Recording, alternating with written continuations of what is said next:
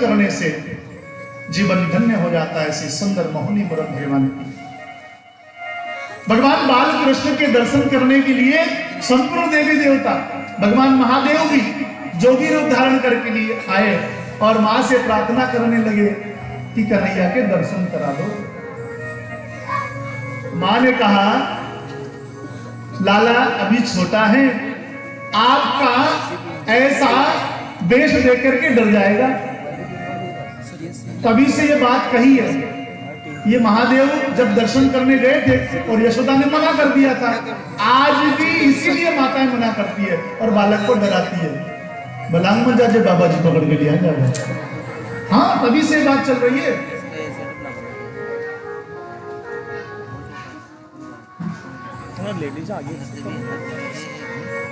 भगवान महादेव ने जैसे गोविंद के दर्शन किए ना, तो उनका भी जीवन धन्य हो गया। महादेव कहते मेरी आंखें आज सार्थक हो गई। गोविंद, आपके बाल रूप के दर्शन ब्रह्मा विष्णु शेष महेश नैति नैति जिसका गुणगान करते हैं, सकल ब्रह्मांड जिनकी भ्रुकुटी मात्र से, जिनकी भ्रुकुटियां हिल जाए, नजरें हिल जाए, जिसमें पूरा ब्रह्मांड नष्ट हो जाता है, वही गोविंद बाल रूप लेकर के और अपने भक्तों के बीच में आया है। ऐसे दिव्य भगवान के दर्शन परमपिता परमात्मा भगवान श्री कृष्ण का कन्वा जब तक नामाकरण नहीं हुआ था ना भगवान का, तो मैया और सारे लोग कन्हैया को क्या बोलते थे? कन्वा। मैया कन्वा कहकर पुकारती थी। नामकरण संस्कार गर्ज के फिरने में तो गौर वर्ण है, रोहिणी के गर्भ में, गोद में गौर वर्ण है, वो बलशाली है, बल के धाम है, इसलिए उनका नाम बलराम होगा। संकर्षण तो देवकी के गर्भ से रोहिणी के गर्भ में स्थापित, इसलिए उनका नाम संकर्षण। हल को धारण करने से सबसे पहले हल किसने चलाया? सबसे पहला किसान कौन है? सबसे पहला किसान खेती करना किसने सिखाया? खेती करना बलराम जी ने सिखाया।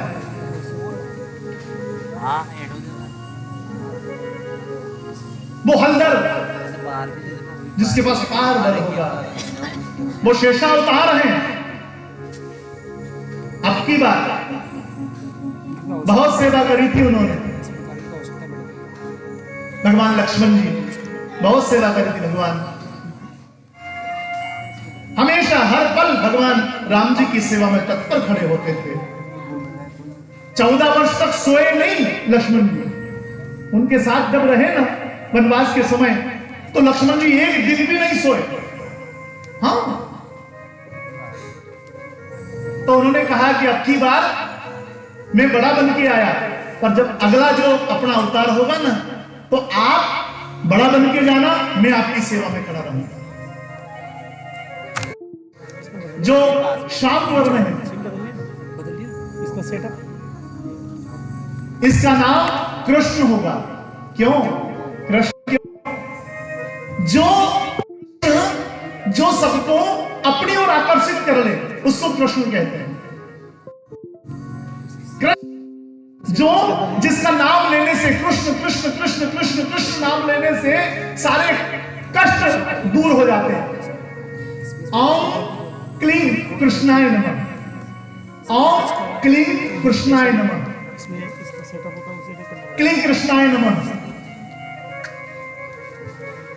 जब हम संकट में हो, जब हमें दुख हो रहा हो, कमरे में बैठ जाएं, अकेले आंखें बंद कर लें। जब रोने का मन हो रहा हो, तो आंखें बंद करके क्लीं कृष्णाय नमः, क्लीं कृष्णाय नमः, क्लीं कृष्णा, अपने गुरुदेव का ध्यान करते हो, क्लीं कृष्णाय नमः। जब हम बोलेंगे ना, तो अगर सच्चे मन से आप बोलेंगे, तो नित गोविंद, जब आपके ध्यान के अंदर में गोविंद के दर्शन होने लग जाएंगे। आप करके देखना, क्लीं कृष्णाय नमः, क्लीं कृष्णाय नमः।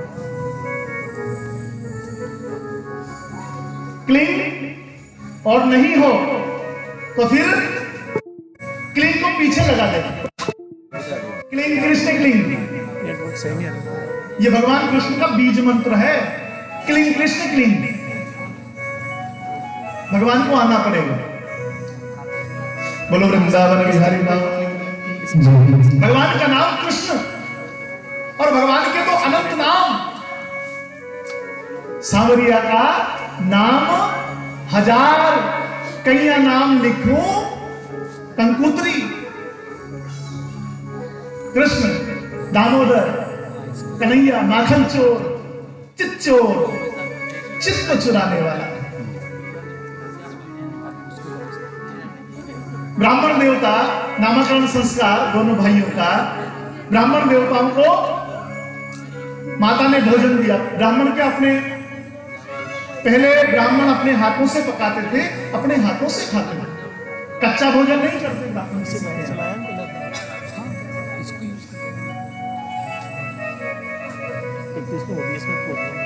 तो जैसे ही उजला भोजन सबसे पहले, अगर हमारे यहां कोई, अब तो ठीक है, पर हमारे यहां कोई साधु संत ब्राह्मण या कोई मेहमान आते हैं तो सबसे पहले चावल बनाए जाते हैं, है ना। अच्छा, एक चावल कुंवारी बारात को पहले क्या जिमाए जाते थे? हाँ, चावल का ही वो शुभ माना जाता था। तो उनको चावल दिए, उन्होंने बनाया ब्राह्मण देवता ने। और कल आप बिना भगवान के का दिया हुआ, भगवान के भोग लगाए बिना अगर हम खाते हैं तो अन्न नहीं खाते। क्या खाते हैं? पाप। क्या खाते हैं?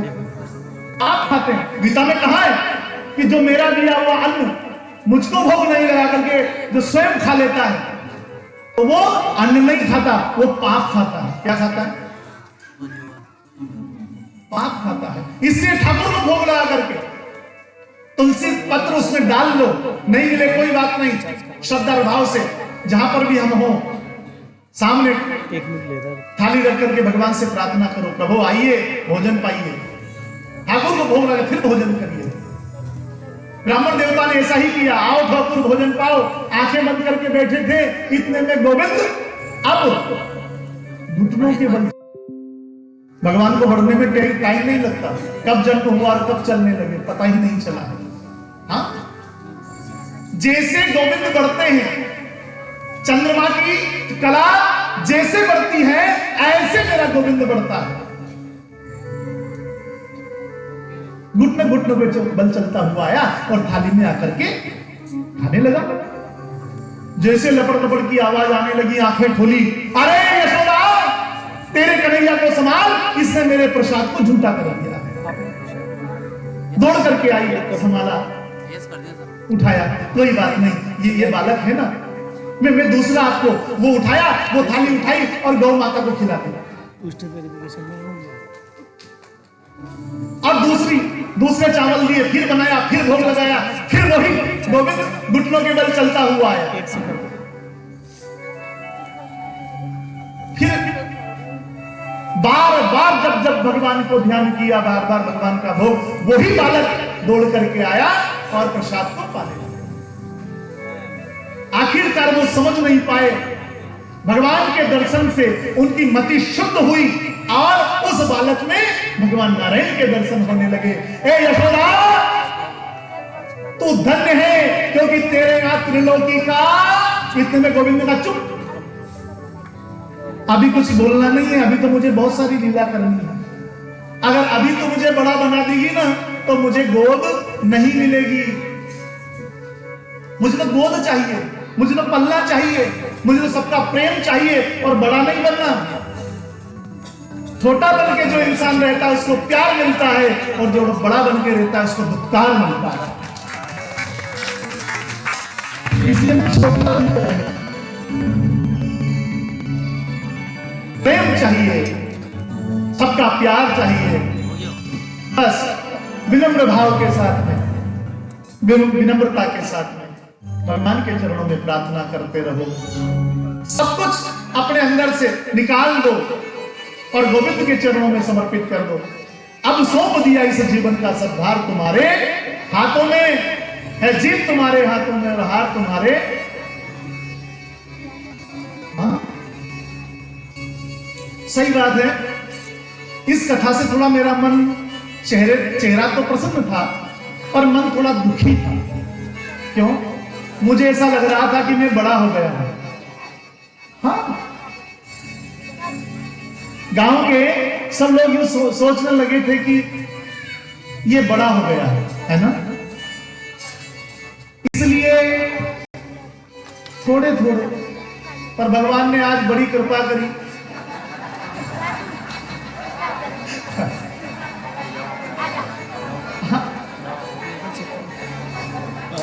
सबका प्रेम चाहिए था, और जब छोटा होता है ना उसी को प्रेम मिलता है। तो मैं सोच रहा था कि बड़ा तो नहीं हो गया, मुझे छोटा बन के रहना है मिसरोली में। हाँ, ग्वाल बाल बन के रहना है। भगवान खाल भी असर कर दे, परसों भी असर कर दे।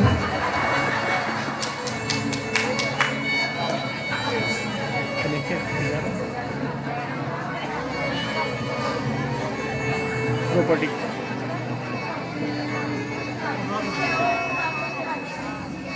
तू टेबल है हलाजी मत रे यहाँ मत बेटा, पीछे का जा, तू सामने से मत निकल जा, खेलांगे जा दे किसको चल रहा है तेरे हवाले मेरी गाड़ी, तू जाने तेरा काम। मेरे जीवन की ये नैया तेरे हवाले है, तू जाने तेरा काम जाने, तू जैसा भी चला। हाँ, अपनी जीवन की गाड़ी भगवान को भवसागर, ये भवसागर है ना, ये भवसागर। कल भी आपको बताया भव का मतलब क्या होता है, बताओ। कल बताया था आपको भव का मतलब क्या होता है। भव क्षीर सागर, क्षीर सागर में कौन निवास करते हैं? क्षीर सागर में बताओ, भगवान नारायण क्षीर सागर में निवास करते हैं। सागर 7 प्रकार के हैं। दूध का सागर है, दही का सागर है, घी का सागर है, शहद का सागर है, अमृत का सागर है, और एक तो सब अपने अपने जिसकी जितनी सामर्थ्यता है वो उस सागर में निवास करता है। और भगवान नारायण क्षीर सागर में, क्षीर का मतलब होता है दूध, दूध के सागर में निवास करते हैं भगवान गोविंद। और इंसान कौन से सागर में निवास करता है? भव सागर। ये हमारा जो संसार है ना, इसको भव सागर बोलते हैं। और भव का मतलब होता है भव भव भव भव का मतलब होता है दुख, दुख का सागर। ये संसार का ही का सागर है। इसमें इतना दुख है कि हर इंसान चेहरे से तो प्रसन्न है पर मन से रो रहा है। हाँ, रोता है। और आपको उस दिन भी बताया था, रोना चाहिए, सबको रोना चाहिए, रोने से मन हल्का हो जाता है। हाँ, पर किसके सामने? संसार के सामने रोओगे तो संसार हंसी करेगा। रोना है तो गोविंद के सामने जाकर, भगवान के सामने मंदिर में जाकर बैठ जाओ रोज, और वहां जाकर के रो लो थोड़ा, ताकि मन हल्का हो जाए।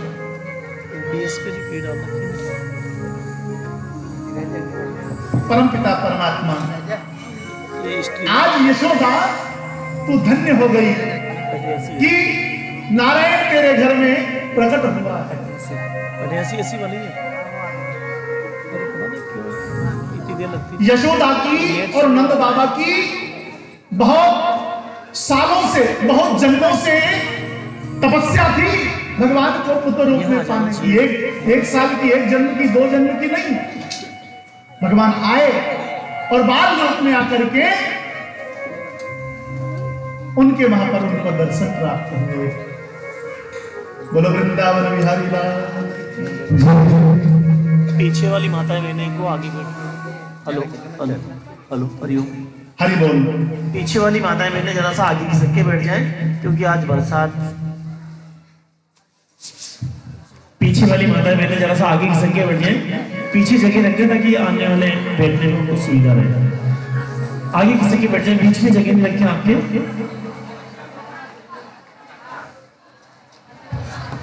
आगे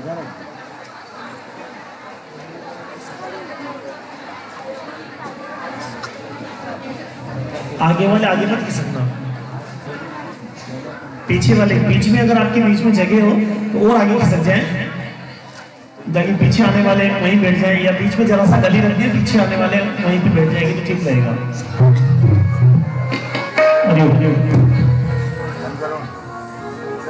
हरि बोल,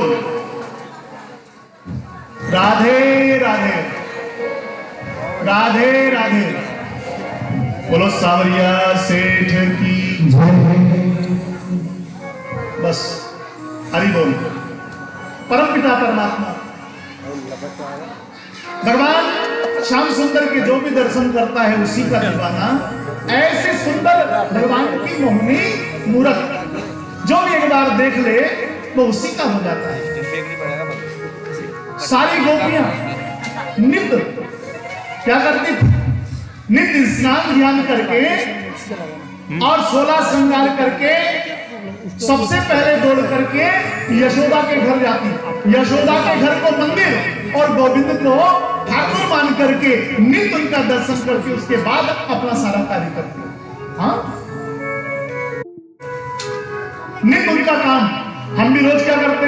स्नान करते, सबसे पहले उठ करके स्नान करते नहीं। बताया था ना आपको कल, उठे मुंह धोया नहीं धोया और दूध की बाल्टी कहां? भैंसों के पास। दर्शन किसका? भैंस माता का। हाँ? तो वो नित्य स्नान करती। काम बहुत ज्यादा है, देखो काम की वजह से हम नहीं ऐसा कर पाते। नहीं, काम तो नहीं, ठंड ज्यादा है। हाँ, अरे अपने क्या काम है? कुछ भी नहीं, समय नहीं, कुछ भी नहीं। जो गोपियां थी ना, उनके कितना काम था? उनके अकेले नंद बाबा के 9 लाख गाया। तो नंद बाबा 9 भाई थे और उनका जो परिवार था ना, उनका जो कुल था ना, वो कितने? उनके 56 कुल था उनका, 56 कुल उनका। अब उसमें कितने होंगे? कितना बड़ा परिवार। अब 9 लाख अकेले के गैया, तो फिर कितनी गैया होंगी? उनका गोबर, उनकी साफ सफाई करना है। गौशाला कितनी बड़ी बड़ी होगी बताओ। अब सब गोपियां काम उसी में करती थी, क्योंकि उनका काम ही यही था। खेती बाड़ी नहीं थी उनके, गौ पालन करना, गौ माता से दूध दही घी आदि जो प्राप्त होता उसको बेचकर अपने परिवार का लालन पालन करना, ये उनका काम है। उसी से उनका परिवार चलता था। सब काम छोड़कर पहले स्नान, उसके बाद फिर वो जाती थी कन्हैया के दर्शन करने। उस पल्ले में बहुत सुंदर स्नान कराती मैया कन्हैया को, गुंजराने से बाल, श्याम वर्ण परमात्मा उसको क्या पहनाती? बागे, झगुलिया, जगह टोपी, जगह टोपी पहना करके उसको बहुत सुंदर सजा करके मोर पिछ लगा करके, फिर नजर न लग जाए किसी की, घुंघराले से बाल, मोटी सी आंखें, हाँ, तो किसी की नजर न लग जाए तो क्या करती थी कि यहाँ पर नहीं, काजल का टीका नहीं, गोबर का टीका, गौ माता के गोबर का टीका।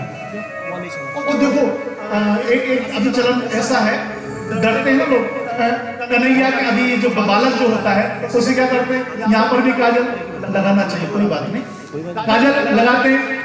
एक तो यहाँ हम लगाते हैं, यहाँ भी टीका लगाते हैं, बहुत सारे यहाँ लगाते हैं, यहाँ लगाते हैं। यहाँ टीका तो ठीक है, पर यहाँ पर भी टीका लगाते हैं, और दोनों हाथों में, हथेलियों में, है ना? अच्छा, हथेली में टीका क्यों लगाते हैं? यहाँ पर भी काला टीका बच्चे के नहीं लगाना चाहिए। यहाँ लगाते तो ठीक है, पर हथेली में क्यों लगाते? आप बताओ, आप लगाते हो, आप बुजुर्ग हो, आपको ज्यादा पता है इस बात का, तो क्यों लगाते हैं हथेली में? अब नजर तो चेहरे पे लगे, हाथ तो उनकी यूं रहते हैं, यूं रहते हैं ना बच्चे के हाथ। क्यों? क्यों मुट्ठी में उसका भाग्य, उसकी किस्मत होती है। क्या होती है? उसकी किस्मत होती है, उसका जीवन मुट्ठी में होता है। उस बालक का जीवन कहाँ होता है? मुट्ठी में होता है। तो यहाँ पर भी माता काला टीका लगाकर के विचार करती कि इसकी किस्मत के और उसके जीवन की भी कोई किसी की नजर न लगे। इसलिए हथेली में टीका।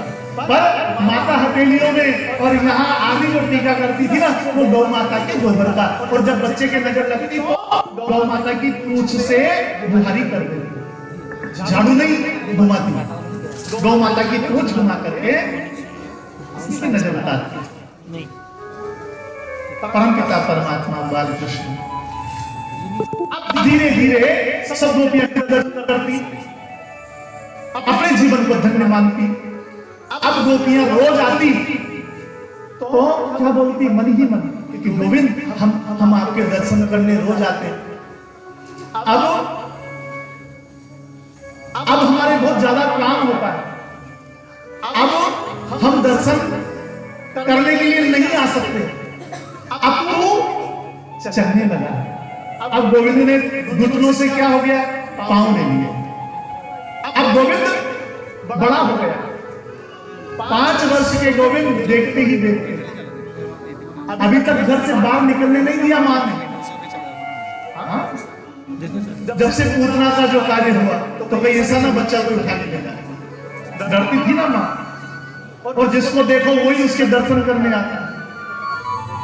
तो 5 वर्ष की अवस्था, अब तो तुझे आना पड़ेगा, हम नहीं आएंगी। और गोपियां उनको प्रणाम करती है।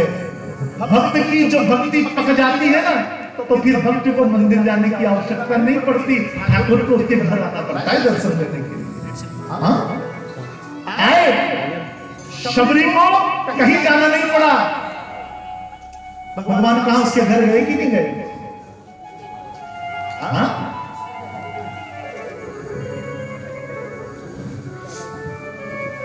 विदुरानी की, विदुर जी की भक्ति पकी तो भगवान उनके घर गए, कर्मा के घर गए, खींच है भगवान ने। परम पिता परमात्मा 5 वर्ष की अवस्था के अब भगवान चलने लगे। भगवान के जो मित्र, भगवान ने जो मित्र बनाए, भगवान के मित्र 8 भगवान के प्रधान सखा थे। 8 मित्र थे भगवान के, और राधा जी के भी 8 सखियां थी। तो भगवान ने जिनको मित्र बनाया वो लोग जो भगवान वह नंद बाबा के यहाँ गौचारण करते थे, हाली ग्वाल, उन्हीं हाली ग्वाल के जितने बच्चे थे उनको भगवान ने अपना मित्र बनाया। उन छोटे छोटे बच्चों उन्हीं के साथ खेलते थे। आज सबने विचार कि आज हम गांव से बाहर खेलने जाएंगे, गांव को देखने जाएंगे, और गांव के बाहर बहुत सुंदर था जंगल, उपवन आदि आदि, उनको देखने के लिए हम जाएंगे। भगवान की तैयारी उस दिन आज धरती माता ने भी विचार किया, क्योंकि गोविंद आज पहली बार निकलने वाला है। तो धरती माता ने अपने आप को, जो कठोर थी ना, तो अपने आप को निर्मल और मुलायम बना दिया।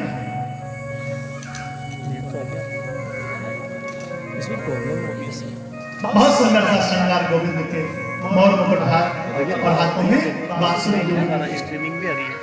अपने सखाओं के साथ पहली बार भगवान श्याम सुंदर निकल रहे हैं। जैसे गोविंद निकले स्ट्रीम आ रही थी, तो आज सबको पता था कि गोविंद आने वाले हैं, इसलिए सभी ने अपने अपने घरों को बहुत सुंदर सजा दिया।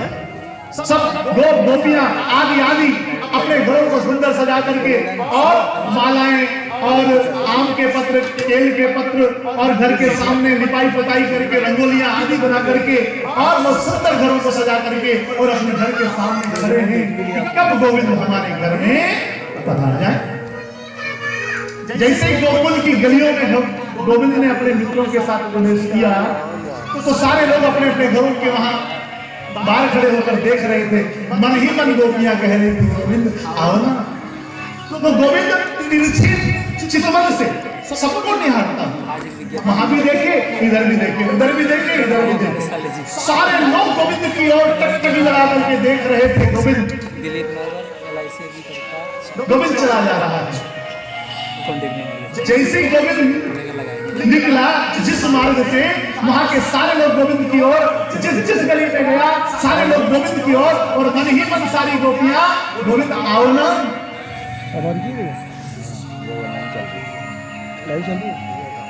जैसे गोविंद घूमते घूमते गांव के बाहर निकले, वहां कदम का बहुत बड़ा सा सुंदर सा पेड़, कदम के नीचे बहुत बड़ा पत्थर, उसके ऊपर बैठ गए। ग्वाले सारे उनके पास में बैठ गए, पर कोई भी ग्वाला उनसे बात न करे। उनका जो मित्र था ना, वो कोई उनसे बात न करे।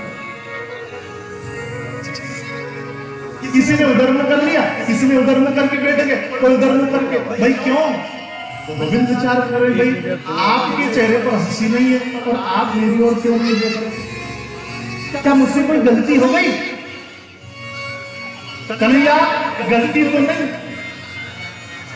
पर आज हम इसलिए तुमसे कहा है कि अभी जब हम रास्ते में आ रहे थे ना, तो जिसको देखो, हम तुम्हारे साथ थे, पर जिसको देखो वो हर कोई तुम्हारी ओर देख रहा था, हमारी ओर तो किसी ने देखा ही नहीं। गोविंद तुम इतना सुंदर कैसे दिखते हो? तुम सांवले तो हो, पर सांवले भी इतने सुंदर कैसे दिखते हो? तुम ऐसा क्या खाते हो जिससे इतना सुंदर दिखते हो? वो हमको भी बताओ, हम भी वो चीज खाना चाहते हैं, हम भी सुंदर दिखना चाहते हैं। लोग हमसे भी प्रेम करें, हम क्या खाएं? तुम क्या खाते हो? गोविंद ने कहा, मुस्कुराने लगे भगवान, और कहा मैं अपनी माँ के हाथों का माखन खाता हूं। गौ माता का दूध से जो बना हुआ माखन है ना, वो मैं खाता हूं। माखन खाने से कोई इतना सुंदर होता है? हाँ गोविंद, वो माखन हम भी खाना चाहते हैं, हम भी सुंदर दिखना चाहते हैं। ये मित्रों की प्रार्थना थी भगवान के चरणों में। भगवान ने आज उन सबकी प्रार्थना सुनकर कहा कि ठीक, तुम खाना चाहते हो, मेरे पास बहुत सारे निमंत्रण रखे हुए। सारी गोपियां बुला रही थी ना, मन ही मन, आओ हमारे वहां पर भी आओ ना। सभी गोपियां बोल रही थी। तो गोविंद ने कहा कि हम सबकी इच्छा पूरी करेंगे और आपकी इच्छा भी पूरी होगी। और गोविंद ने धीरे धीरे अपना कर्म प्रारंभ कर दिया, अपने मित्रों को भी हुई।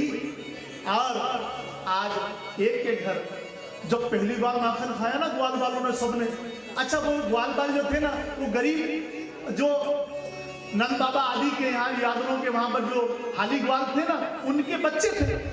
तो हाली ग्वालों के बच्चों को कहां से माखन मिल जाएगा? दूध ही नहीं मिलता समय पर। फिर तो जैसे ही पहली बार माखन खाया तो उनका जीवन धन्य हो गया।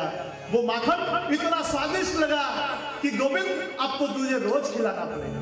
बोलो, तो रोज नित्य, आज उस घर में, कल उस घर में, तीसरे उस घर में, ऐसे करते करते गोविंद जिसकी जैसी मति थी उसी प्रकार से उसके घर में जाकर के गोविंद वहां से माखन खाते हैं और अपने स्वयं भी खाते हैं और अपने मित्रों को भी खिलाते हैं। उसको ठाकुर जी के पार्षदों को भी उसका भोग लगाते हैं।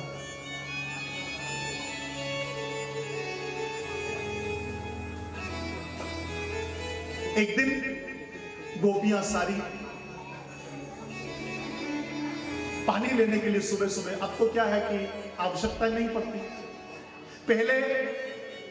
पहले जब पानी कहां से लाया जाता था? कुओं से लाया जाता था। बावड़ी, भौरिया कूड़ा, या फिर देखिए अपने बावड़ी है ना, उनकी पट्टी को देखो आप, पत्थर के ऊपर निशान बन जाते थे रस्सी चल चल करके। इतनी कठोर पट्टी भी एक रस्सी काट देती थी, है ना। तो वहां से पानी लेने के लिए जब जाते, कितना सुंदर दृश्य था उस समय का गांव का, कितना सुंदर लगता था उस समय। काय की आवाज सुबह सुबह, अब तो सुबह सुबह उठो तो काय की आवाज, या तो भैंस रेंकने की आवाज आती है या फिर कुत्तों के रोने की आवाज आती है। हाँ, यही आवाज आ रही ना। और पहले कौन सी आवाज आती थी? पहले घंटियों की आवाज, धड़ धड़ सबके घर में, और घंटियों के साथ साथ बहुत सुंदर से भजन वो गाती थी। और हर घर से भगवान का कोई ना कोई भजन, या फिर सुंदर भजन, या फिर वो सुबह सुबह जो गाया जाता है ना, सुबह सुबह जो गाया जाता है भोर का भजन, भोर का गीत, भजन नहीं गाती तो गीत गाती थी, पर वो भोर जैसा, तो इतना सुंदर लगता था। सारे दोष घर के, वो घंटी की जो आवाज होती थी ना, और जो भजन की आवाज में सारे दोष नष्ट हो जाते थे। सुबह सुबह घरों से पनहारियां पानी लेने के लिए निकलती थी, कितना सुंदर दृश्य था। वो गांव अब नहीं रहा, मॉडर्न जमाना, शहर में, गांव में शहर बनते जा रहे हैं। गांव क्या बनते जा रहे हैं बोलो ना, बड़े ध्यान से सुनना। गांव क्या बनते जा रहे हैं बोलो? शहर क्या बनते जा रहे हैं? गांव किसे कहते हैं? गांव क्यों बोला जाता है बताओ? गांव जहां पहले गाय की आवाज, गांव, गाय गौ माता की आवाज, जहां रंभाने की आवाज सुबह सुबह सुनाई देती थी, इसलिए उसको गांव कहा जाता है। और अब क्या? शेर। अब तो गौ की आवाज सुनकर के कितना सुंदर लगता था, हर कोई दौड़ करके आता था, और अब तो शेर की आवाज हर कोई डर जाए बेचारा। इसलिए गांव अब शेर बन गए। शेर के पास कोई जाएगा? शेर क्या खाता है? शेर क्या खाता है? हाँ, यही स्थिति हो रही है, सही है ना? अभी के युवा पीढ़ी, छोटा सा बच्चा, वो भी सब नाम जानता है। पहले गौ, और अब गांव, अब शेर। पर हम अपने घर को तो वृंदावन बनाने का प्रयास करें। क्या बनाने का प्रयास करें? वृंदावन। वृंदावन का मतलब हर एक घर के अंदर वृंदा होनी चाहिए, हर एक घर के अंदर तुलसी होनी चाहिए, केर होनी चाहिए, और वहां नित शाम के समय शुद्ध देशी घी का दीपक जलना चाहिए, ताकि भगवान यहां वहां से, लक्ष्मी जी यहां, लक्ष्मी नारायण यहां वहां अगर निकल रहे हो तो वो भी। हनुमान जी महाराज जब लंका में गए थे ना, तो लंका में प्रवेश करने के बाद में वो कहां गए? किसी के घर नहीं गए, सिर्फ एक के घर गए। किसके घर गए थे?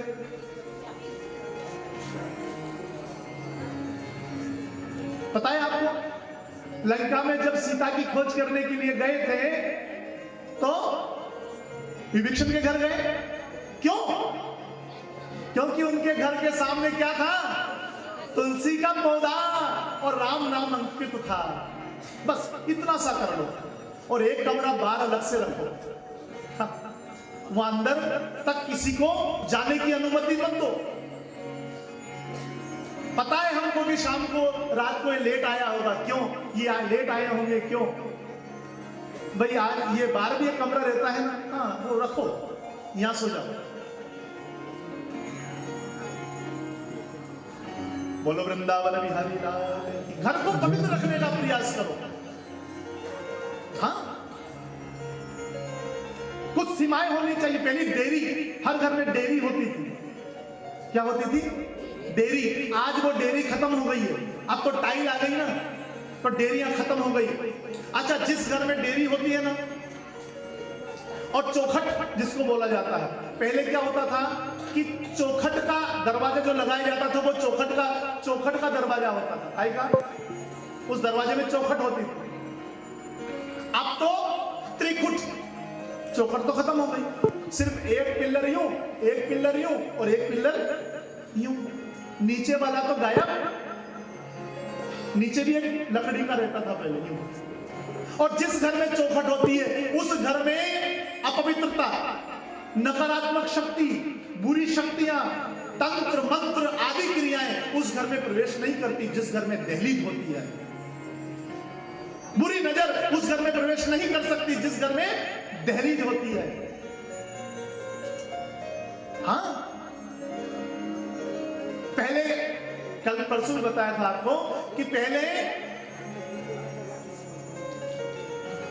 के जो बुजुर्ग लोग थे ना, वो झाड़ू बुहारी करने के बाद अपने घर में एक लोटा जल का लेकर के आते थे पंडेरे से, और पंडेरी से लेकर के अपने घर के दरवाजे पर सिंचन करते थे, छांटते थे, घर के बाहर छांटते थे ना।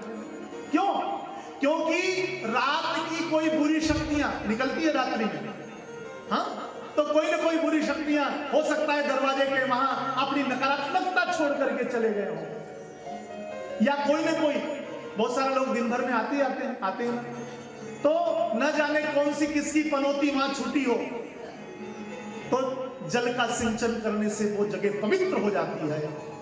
और हो भी सकता है, ऐसा भी कहते हैं कि हमारे दरवाजे के हमारे पितृ भी आकर के रुकते हैं, तो उनसे पितरों का भी भाग प्राप्त हो जाता है, वो भी संतुष्ट हो जाते हैं। पितरों के लिए तो हमें करना चाहिए। पीपल का जो वृक्ष होता है ना, शनिवार और अमावस्या के दिन जिसके घर में बहुत दुख तकलीफ कष्ट, या जीवन में बहुत दुख तकलीफ कष्ट आदि होता है, मकान तो बहुत सारा बड़े बना लिए, पर उनमें अच्छा नहीं लगता, सुंदर नहीं लगता, मन नहीं लगता। हमारे जिनके पितृदोष हो और जिनके शनि दोष हो, ग्रहों में भी ग्रहों के कोई भी दोष हो, तो उनको क्या करना चाहिए? एक लोटे में जल ले। कौन से लोटे में? तांबा का लोटा नहीं, लोहे का लोटा होना चाहिए। ताम्र के लोटे से देवों को जल चढ़ाया जाता है, देवों को। अच्छा, मैंने यहां पर भी देखा अपने शिवालय में, शिवालय की बात तो आपको बहुत सारी बताई थी हमने कल, पर एक और देखा है कि यहां जो भगवान शिव को दूध चढ़ाते हैं ना, दूध, जल तो हम चढ़ाते हैं, पर दूध भी अगर चढ़ाते हैं तो तांबे के लोटे से दूध चढ़ाया जाता है। घर से तांबे के लोटे में दूध ले जाकर के और शिव जी को चढ़ाया जाता है। मैंने एक दो जगह एक दो को देखा है, ऐसे करते हैं ना ऐसा। भाई, तांबे के अंदर दूध लेने से वो दूध नहीं होता, वो क्या बन जाता है? वो मदिरा बन जाता है। तांबे में तो दूध लेना ही नहीं चाहिए। पीतल का लोटा, और पीतल तो अणकी कमी थी, यो एक और ले आयो। हाँ, तांबे पीतल का लोटा होना चाहिए कि पंडेरी के ऊपर, पर अब तो स्टील एक। और वो कब लाना चाहिए? कब लाना चाहिए? पीतल का और तांबे का, चांदी का जो धातु का जो लाना चाहिए, वो कब लाना चाहिए? धनतेरस के दिन। हाँ, उस दिन खरीदना चाहिए।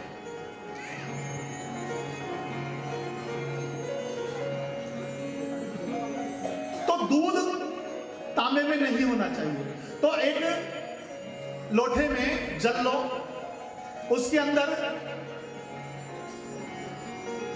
काले तिल, थोड़ा सा दूध, थोड़ी शक्कर, थोड़ी शहद उसके अंदर डाल करके, थोड़ा फूल आदि उसके अंदर डाल करके, और फिर पीपल के वहां जाकर के और बड़े प्रेम और भाव के साथ